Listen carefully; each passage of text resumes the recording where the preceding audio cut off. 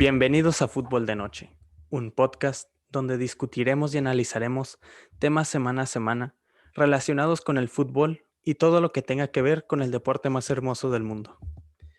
Hoy es un día especial porque tenemos un invitado, el señor Alex Diego, y pues ahora no nos acompañan las personas habituales, solo estoy yo, Alfonso Guadarrama. Entonces arrancamos esta entrevista, nos gusta empezar de volada, no nos gusta chorear a la gente o dejarla esperando. Y empezamos la entrevista con la primera pregunta que viene siendo, ¿por qué te retiraste tan joven?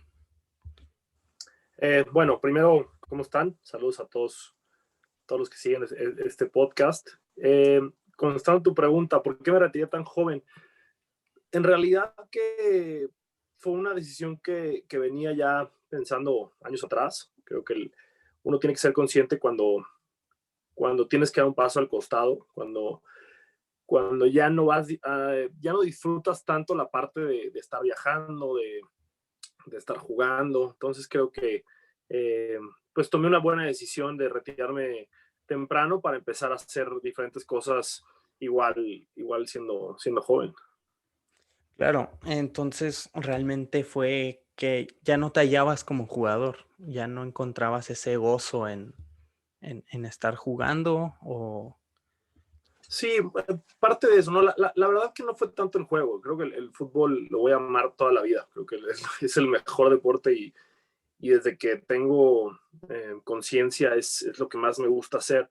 Pero lo que pasa es que también físicamente vas perdiendo, pues vas perdiendo velocidad, vas perdiendo fuerza, es algo natural del cuerpo, ¿no? Y uno hay que estar consciente si hay que saber que así es, ¿no? Y que también van entrando jóvenes que, que te van superando, ¿no? Y uno muchas veces pues, no se quiere dar cuenta de eso y se resiste, pero bueno, creo que es parte natural.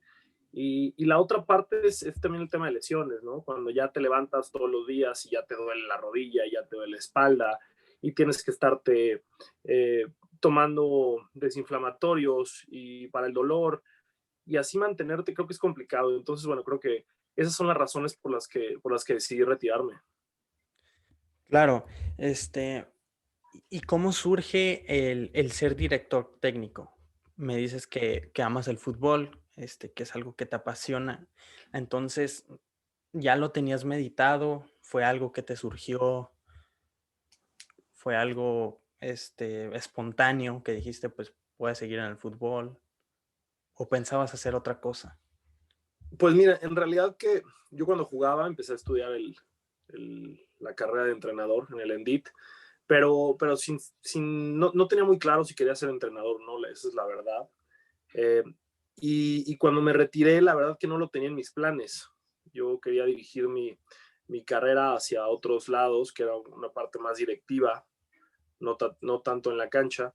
Pero bueno, entré a Pumas me dio la oportunidad de regresar al fútbol después de jugar, entré a la parte de coordinador de visorías, estuve ahí un rato, después de ahí me fui a la parte de inteligencia deportiva, y bueno, la gente que trabajaba ahí, que hoy se los agradezco, me insistía en diario que probara la cancha, que me iba a gustar, que tenía cualidades para que me fuera bien ahí, y bueno, que yo decidiera después de probarla, ¿no?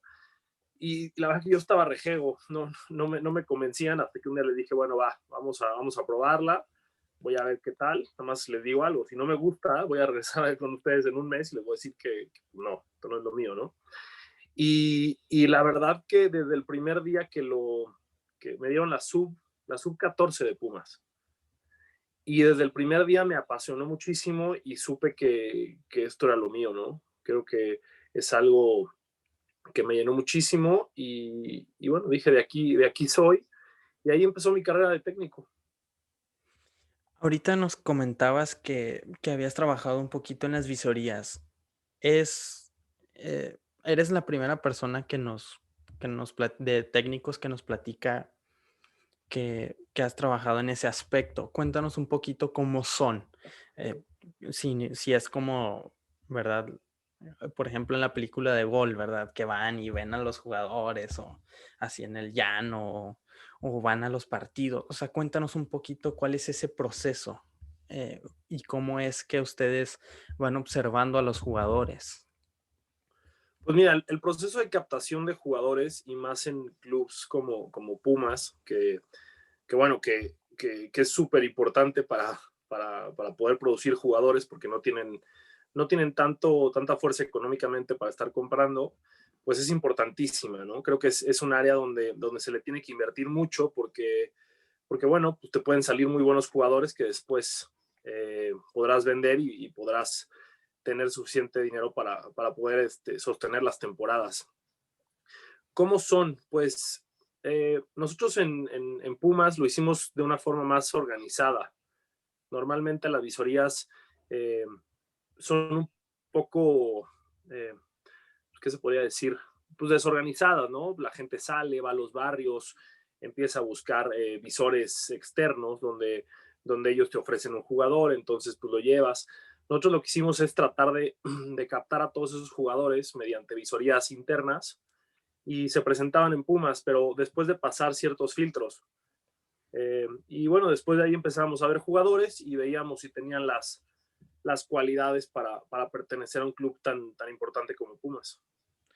Claro. Cualidades que veían en jugadores, por ejemplo, algo que a ti en lo personal te gusta ver en un muchacho, en un joven.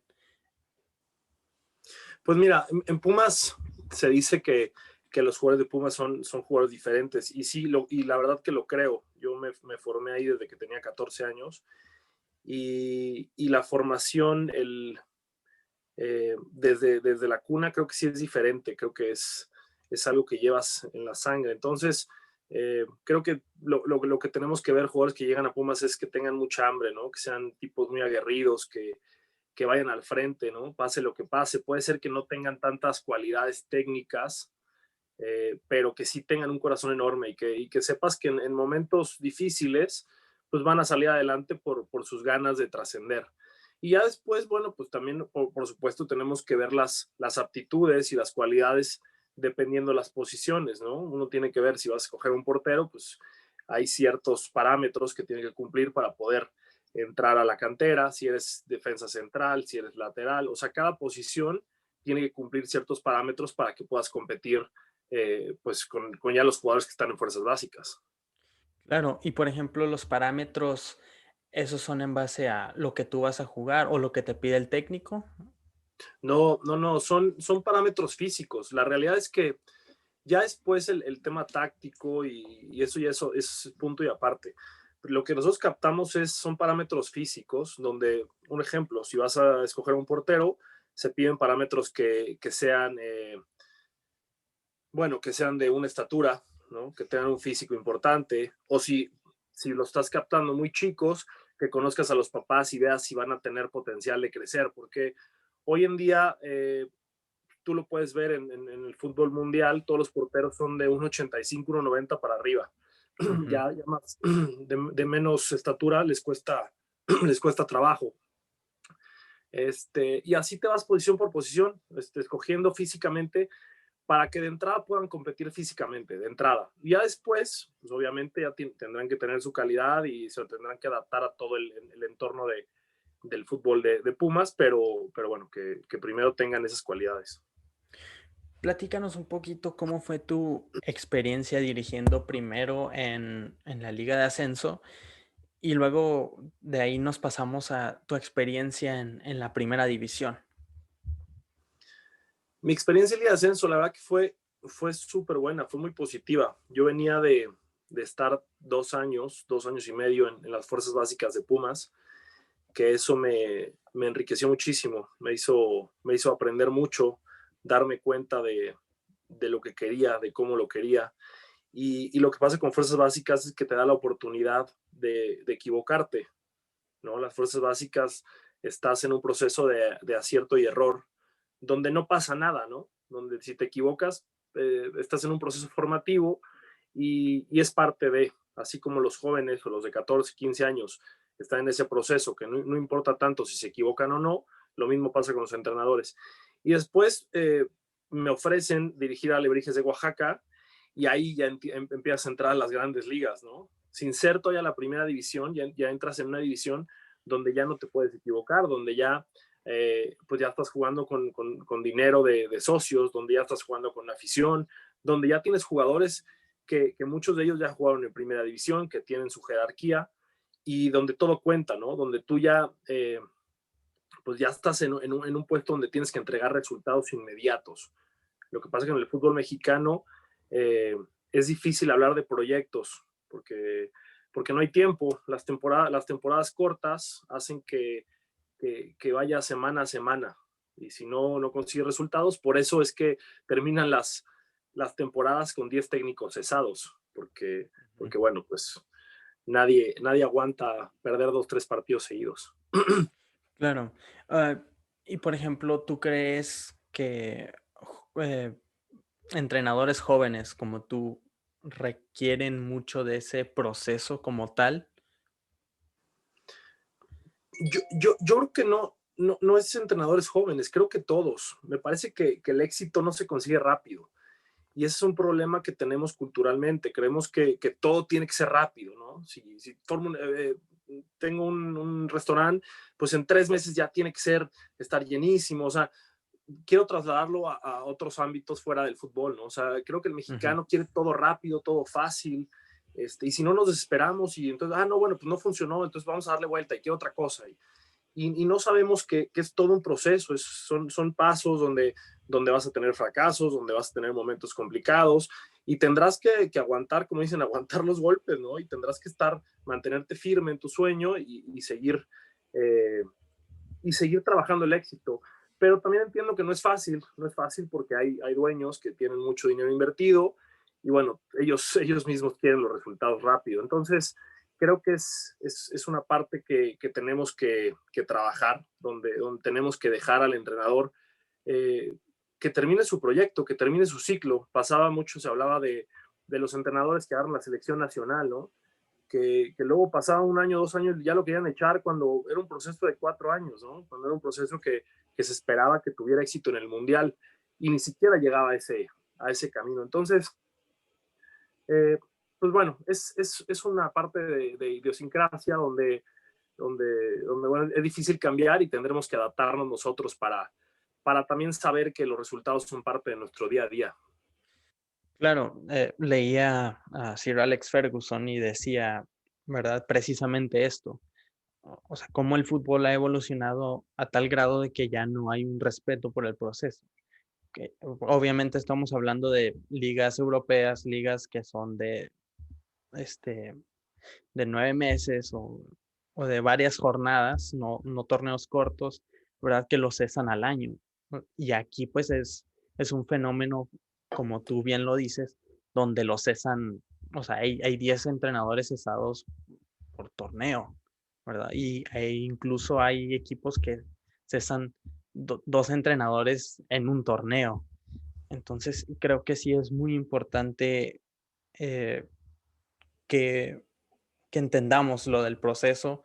Nosotros como jóvenes que, que ahorita pues no lo entendemos porque vivimos en una cultura distinta, pues es importante para nosotros. Eh, ahorita mencionabas un poquito sobre las jerarquías. Por ejemplo, ¿tú cómo manejas el vestuario en cuestión a, tienes jugadores que son casi de la misma edad que tú o más grande que tú? O sea, ¿cómo le haces tú para manejar ese tipo de situaciones? Pues mira, hay varios puntos que yo creo que son claves para manejar un vestuario. La primera es la congruencia y la honestidad, ¿no? El siempre hablarle de frente al jugador, siempre no tratarle de dar la vuelta, porque muchas veces, y me pasó muchas veces siendo jugador, que el entrenador te trataba de dar la vuelta, no te decía lo que era, no te lo decía por evitarse problemas. Y al final de cuentas, pues eso generaba un problema mucho mayor. Yo he tratado en mis pasos por los equipos de ser muy congruente, de siempre ir de frente con el jugador, decirle las cosas como son, no siempre van a ser buenas, ¿no? Pero el jugador es profesional y lo tiene que entender y lo tiene que aceptar. La realidad es que tampoco le queda de otra, ¿no? Al jugador como yo se los digo, a ti no te pagan por jugar, te pagan por ser futbolista. Podrás estar en la banca, podrás jugar o podrás estar en la tribuna, pero te pagan lo mismo, ¿no? Es decir, si vas a la banca no te reducen el sueldo al 50%, entonces tú tienes que dar tu 100% pase lo que pase. La otra parte que es clave para poder dirigir un vestuario es la disciplina. Me parece que la disciplina es clave del éxito. Si el equipo no es disciplinado, y no me refiero a una disciplina tipo militar, ¿no? Porque muchas veces se confunde con que todo tiene que ser como soldaditos y no, pero sí hay ciertos puntos que tienen que ser claves, donde tienes que dejar las cosas claras, que por aquí es el camino, ¿no? Y no vas a poder ceder. Habrá cosas que puedes platicarlas y podrás ser una democracia, pero hay otras que tienen que ser autoritario. La cosa es así, y aquí, por esta línea nos vamos todos. Y el que no quiera, bueno, pues el que no quiera, ahí está la puerta. Y el jugador lo tienen que entender así, porque te digo, no son jugadores de barrio, no es un equipo de barrio, son jugadores que ganan muy bien y estamos jugando con el prestigio de mucha gente, de ellos mismos, de la afición, del club, de los dueños. Entonces, hay que ser muy responsables en ese sentido. Ahora pasemos un poquito a tu experiencia en Primera División. Platicábamos sobre tu experiencia en la Liga de Ascenso. Ahora cuéntanos un poquito cómo fue ese salto, ¿verdad? Platicabas que pues ya era grandes ligas para ti asumir el rol como entrenador de un equipo de ascenso. Y ahora, ¿cómo fue para ti asumir el rol de un equipo de Primera División?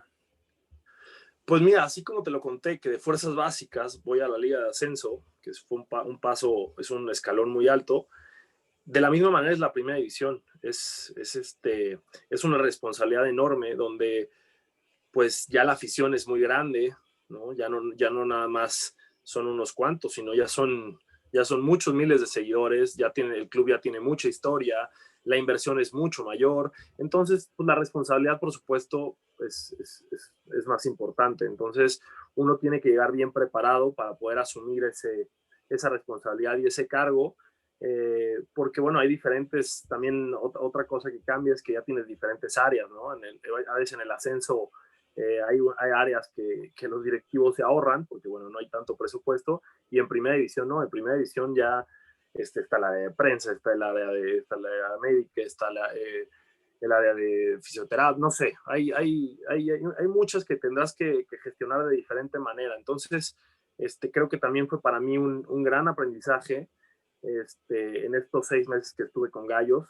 Es una etapa donde aprendí muchísimo y bueno, creo que nos pudo haber ido mejor, pero bueno, pasan ciertos imponderables donde uno tiene que también estar consciente que no puede controlar todo, ¿no? Muchas veces como entrenador trata de que no haya ningún hueco, pero sabe que a la hora de los partidos pues pasan cosas que están fuera de su control. Sí, es curioso, ¿no? Uno como estratega, más bien, podemos ver al entrenador, ¿verdad? Como un estratega, como una persona enfrente de un tablero de ajedrez, pero lo curioso es que las piezas ahora sí que se mueven solas, son piezas autónomas, ¿verdad? Uno nada más alinea y ahora sí que el jugador tiene que hacer su chamba. ¿No crees que muchas veces el entrenador sale pagando por cosas que suceden en la cancha que no puede controlar? Sí, sin duda, creo que siempre se corta por el hilo más delgado, pero es algo que entendemos y aceptamos, ¿no? Es parte natural, cuando eres la cabeza de un grupo, pues es más fácil cortar uno que cortar a 30. Entonces, creo que es algo natural. Y es por eso que se vuelve tan importante la gestión humana, ¿no? Porque la realidad es que no son máquinas de fútbol, sino son seres humanos que saben jugar fútbol y hay que empezarlos a dirigir y hay que empezar a gestionar tu plantilla desde el lado humano para que después, bueno, pues ellos se sientan con la confianza, haya una sinergia contigo para que el grupo pueda caminar, ¿no? De nada sirve plantear o trabajar 2000 horas el aspecto táctico cuando la gente pues no está contigo, cuando la gente no tiene, energéticamente no está, o tienen problemas, o están enojados. Entonces, creo que es una parte que se nos ha olvidado, que es una parte fundamental para poder dirigir equipos de seres humanos. Ya nos has contado tus experiencias como entrenador, pero me gustaría que nos platicaras un poquito sobre tu proceso. Mm, Ya nos contabas, ¿verdad? Lo que has, por donde has pasado, pero me gustaría que platicaras un poquito tu proceso, por ejemplo, en el Endit, o sea, qué es lo que ven, qué temas se tocan, cómo se trabaja, cómo te van formando para que tú, básicamente saliendo del curso, puedas ser un entrenador, puedas fungir. Pues mira, el Endit tiene buenas cosas, tiene materias interesantes, como bases científicas, como la parte táctica, pero en realidad, y lo puedo decir muy honestamente, y lo digo en plano particular, lo que te ayuda es la cancha, ¿no? O sea, uno ya puede tener el papel, pero es como en la universidad, ¿no? Tú puedes salir ya siendo mercadólogo, pero la realidad es que no sabes nada hasta que entras a una empresa y en un mes te vuelves mercadólogo en la empresa, porque empiezas a tener experiencia y tener vivencias reales. Y es lo mismo de entrenador, ¿no? Uno muchas veces o mucha gente piensa que ya nada más por tener el papel ya es entrenador, y no es así. Hasta que te paras enfrente de un grupo y hasta que pierdes el primer partido 4-0 y hasta que, porque todo en papel suena bonito, ¿no? Todo en una pizarra es fácil, ¿no? Yo no conozco un entrenador que pierda un partido en una pizarra, ¿no? O los analistas que dicen, es que yo hubiera hecho, pues sí, tú hubieras hecho porque ya viste que lo que pasó el lunes, pues no dio resultado y Mm. perdió el equipo, ¿no? Pues así es muy fácil. A todo lo pasado yo también le atino a todas. Entonces, te digo que creo que lo más importante, aparte del Endit, por supuesto, el papel es la experiencia, el día a día en la cancha, es lo que te va haciendo mejor entrenador y te va dando las oportunidades de solventar diferentes situaciones de la mejor manera. Eres un entrenador joven, tienes 35 años, tienes una carrera por delante. Platícanos un poquito, ahorita que ya no tienes equipo, ¿qué es lo que piensas hacer? ¿Cómo te estás preparando día a día? Pues mira, ahorita eh, que no estoy con ningún equipo, trato de leer mucho, trato de hablar con gente de fútbol. Es difícil ahorita estar yendo a equipos, o mucha gente lo que hace es que empieza a viajar a conocer pues diferentes características de fútbol o diferentes entrenadores. Ahorita es difícil con la pandemia, hay que adaptarnos también en ese sentido, pero bueno, hay muchos libros, hay mucha gente que sabe muchísimo de fútbol. Me gusta muchísimo ver fútbol, y bueno, creo que así me mantengo preparado. Es algo que aparte me apasiona muchísimo, entonces no es algo que me cueste. Y esperando una oportunidad para volver a dirigir y demostrar que tengo la capacidad de estar ahí. Ahorita que mencionabas un poquito lo de la pandemia, cuéntanos un poquito cómo fue el proceso del equipo, cómo, o sea, tú como entrenador, cómo lidiaste con eso y, y llevaste al grupo, o sea, al equipo del Querétaro. O sea, porque ahorita, o sea, el fútbol cambió para siempre, el mundo cambió para siempre. Y pues estaría interesante, ¿verdad? Conocer ese aspecto de un entrenador, cómo lidia con su grupo en una situación así. Pues sí, la verdad que se vuelve muy complicado porque, bueno, es algo nuevo para todos, es algo que nos tuvimos que adaptar de diferentes maneras, empezando por los temas de la sana distancia, por los temas de los viajes, por los temas de que cada semana nos hacían pruebas de COVID. Entonces uno como entrenador planteaba algo y el jueves te avisaba el doctor que tenías 4 o 5 infectados y entonces iba para atrás toda tu alineación y tenías que trabajar de diferente la semana y con diferentes los jugadores. Entonces me parece que fue un reto muy importante en mi carrera. Eh, sumándole el tema de la primera división y todos los retos que conlleva, creo que la pandemia también me hizo evolucionar más rápido, me hizo adaptarme más rápido a diferentes situaciones y me hizo crecer, ¿no? Creo que todos estamos viviendo una etapa donde, un momento donde tenemos que ser muy conscientes y tenemos que saber que así es ahorita la cosa y el que saque mayor ventaja o el que se mantenga mejor es el que se adapte más rápido. Es así de fácil, ¿no? De nada sirve estar echando culpas o diciendo, puta, es que qué difícil, ¿eh? Bueno, sí, qué difícil, pero ¿qué vas a hacer para poder salir o qué vas a hacer para poder adaptarte mejor, ¿no?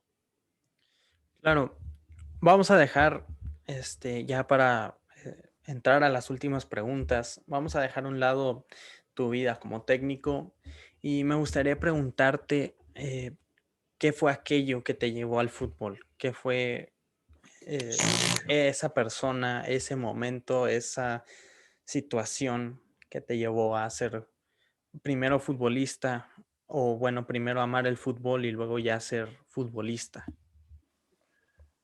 ¿Qué me llevó mal el fútbol? Yo que de nacimiento, yo no me acuerdo aún, desde que tengo conciencia, no haber amado el fútbol. Era lo único que me apasionaba en la vida era jugar fútbol y ser futbolista. O sea, yo tenía muy claro, si tú me preguntabas a los 4 años qué quería hacer, yo te iba a decir futbolista. Me preguntabas a los 7 y te iba a decir lo mismo. Y así, ¿qué me llevó a ser futbolista? La disciplina, la congruencia, el tener claro los objetivos, ¿no? El nunca dar bandazos, ¿no? Yo sabía perfectamente que quería ser futbolista y sabía perfectamente qué tenía que hacer para hacerlo. Entonces, fui muy consciente porque es difícil, ¿no? Es difícil a los 15, 16 años que ves a todos tus amigos que se van de fiesta, que empiezan a salir con las novias, que todos empiezan a ir de vacaciones y tú tienes que quedarte encerrado en tu casa porque tienes partido a las 8 de la mañana.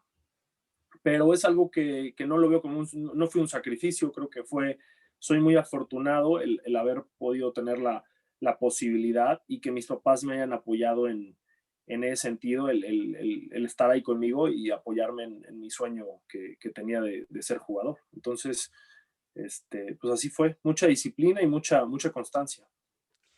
¿Algún ídolo de tu infancia? ¿Alguien que hayas visto jugar, que te haya prendido esa chispa o te diera esa certeza de que era eso lo que querías para tu vida? Pues mira, me gustaban muchos jugadores, o sea, no digo que alguno de ellos era el que me motivaba día a día a ser futbolista. Esto era algo personal y como que no me comparaba con nadie. Pero bueno, pues a nosotros o a los de mi generación, seguramente a cualquiera que le preguntes, la selección del 94 es algo que nos marcó muchísimo, ¿no? El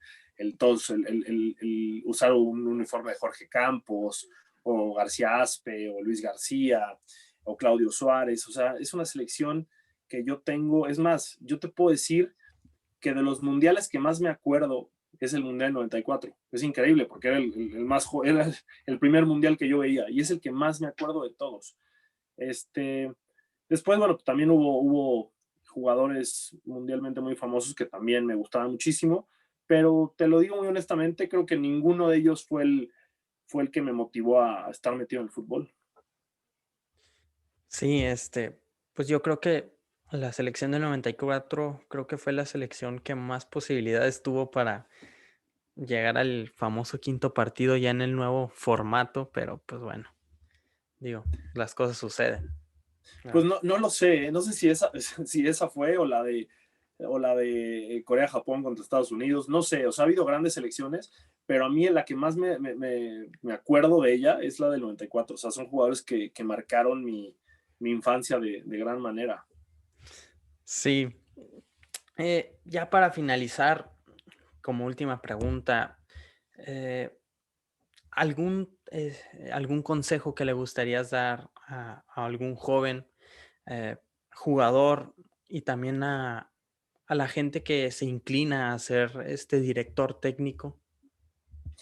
Pues mira, lo que yo puedo decir que creo que ayuda, y no solo para el futbolista, sino para la gente en general, es que sean constantes, que sean disciplinados, que sean congruentes, que si quieren hacer algo, lo que sea, pues bueno, tiene su proceso y tiene sus etapas difíciles y tiene sus momentos donde parece que se derrumba todo, pero uno tiene que mantenerse firme y la disciplina es lo que va sacando a uno adelante. Entonces, que se mantengan, que sean congruentes con lo que quieren y que vayan al frente, ¿no? Que sepan que el camino no es fácil, de ninguna manera.